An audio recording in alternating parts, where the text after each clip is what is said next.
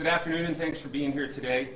I'd like to thank the Honorable Mayor Dominic Sarno, Deputy Chief Steve Kent, and the Captain of the Firearms Investigation Unit, Captain Brian Keenan. Cheryl Clapper, the Commissioner of the Police Department, sends her regards. She had a previous engagement and could not be here at this time. Today we are here to discuss that assault weapon in front of you. The Firearms Investigative Unit, after a few weeks of investigating, seized an AR-15 last night from an individual who was arrested in May by the same detectives with a high-capacity ghost gun. Deputy Kent can run you through the investigation. Good morning. Thank you, Ryan. Thank you, Mayor. Thank you. So at approximately 8:25 p.m. last night, the Firearms Investigative Unit, assisted by the Emergency Services Unit, served a search warrant at 116 Phillips Avenue. That search warrant was issued for illegal marijuana distribution out of the address. There were some ancillary arrests made during the investigation last night, nothing of consequence, so I won't get into that. Upon executing the warrant, they secured the target of the investigation, Mr. Milan Brown. They seized a AR-15 military-type assault weapon, 48 rounds of .223 caliber ammunition, an additional high-capacity magazine for a 9mm firearm, and some additional 9mm ammunition as well. They also recovered approximately $7,300 and a quantity of marijuana that was being held for distribution. These officers are familiar with this individual because on May 18th, while on an unrelated investigation, they observed Mr. Brown playing basketball in a local park with a high-capacity pistol in his waistband. Obviously, they focused from their previous investigation, they refocused on Mr. Brown. They ended up arresting him and a companion, seizing a 9mm, I believe it was a 9mm ghost gun from Mr. Brown, and another high-capacity firearm from Mr. Brown's companion. And again, that was May 18th. What's that, 3 months ago. So again, it's a great job by these guys. You're going to hear from Captain Keenan in a little bit about what a great job these guys are doing, but I would put the work that Captain Keenan's unit is doing in regards to seizing firearms on a per capita basis up against any unit in New England. These guys are just very, very good at what they do, and we all should be proud of them, and the residents of Springfield should be very, very proud of what these guys do every single night of the week. Mr. Mayor, sir. Thank you, Deputy Kent, Captain Keenan, Ryan. You see this right here? This is our judicial system. This is what our judges continue to allow. Individuals who should be incarcerated, locked up, back on my streets and in my neighborhoods. That's not what the people of the city of Springfield want, no matter what creed, color, or background.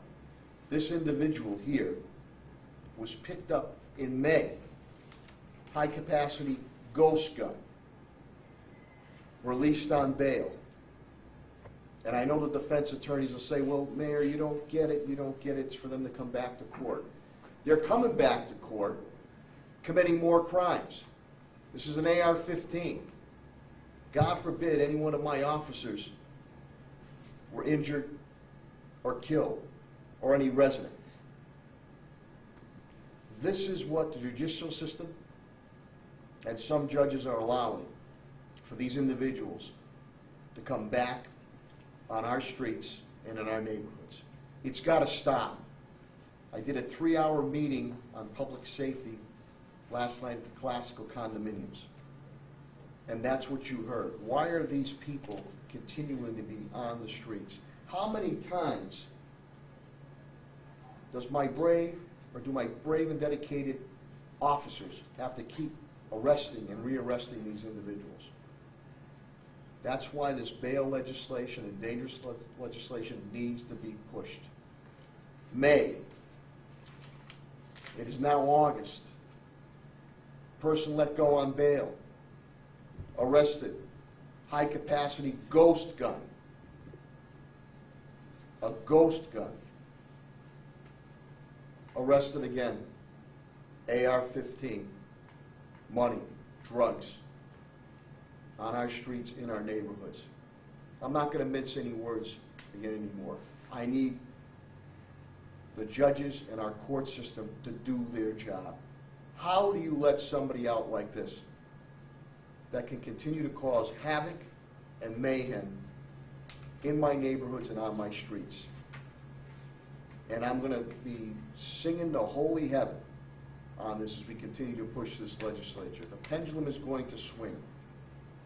Everybody wants dangerous, repeat criminal offenders off our streets and out of our neighborhoods. May, ghost gun, high capacity arrested, let go on bail, picked up in August, AR-15. What message are you sending? Our court system, our judges. You know the message you're sending? It's okay. You can do it again. We're just going to let you go through the revolving door. I'm sick and tired of it. Sick and tired of it. And that's what I hear from my residents of all creed, colors, and background. There was no reason that this individual should be on the streets and could have perpetrated vicious crimes, injuring, maiming, or even killing people with this. And I want to commend the work under the leadership of Commissioner Cheryl Clapprood and Captain Keenan with our gun unit, Deputy Kent. They have done a tremendous job. Nearly 300 guns off the street last year, probably well over 100 guns now. Look at that. That's what our judicial system is doing, our judges. That's okay. You can be released. And they're coming back to court, okay? They're coming back to court after committing more crimes.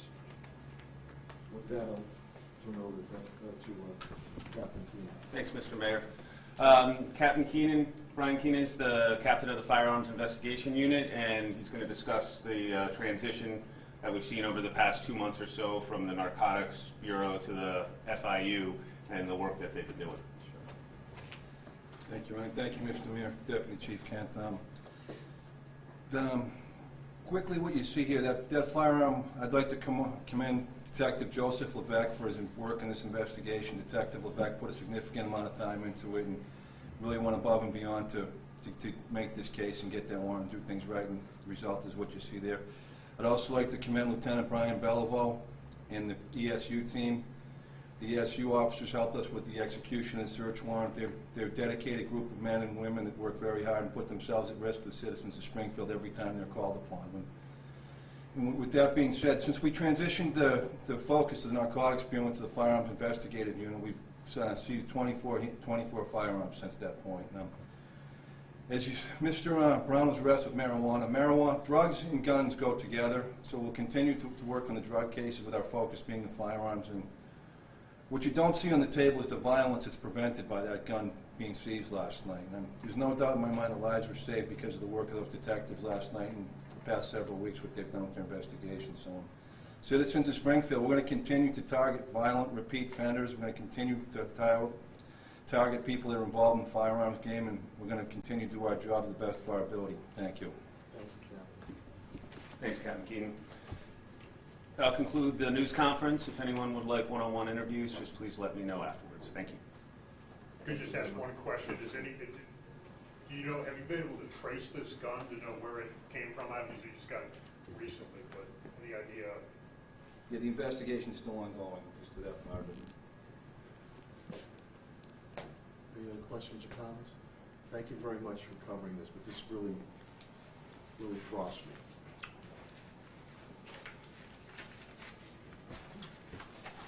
Forgive you, Mayor, because I think you may have been a little off microphone for this, for me. You guys okay? It wasn't recorded, so. All right. You mean you're going to ask him something else, or? No, I was going to grab him one-on-one. Oh, okay. No, I'll go with you if you don't mind. Yeah, that's fine.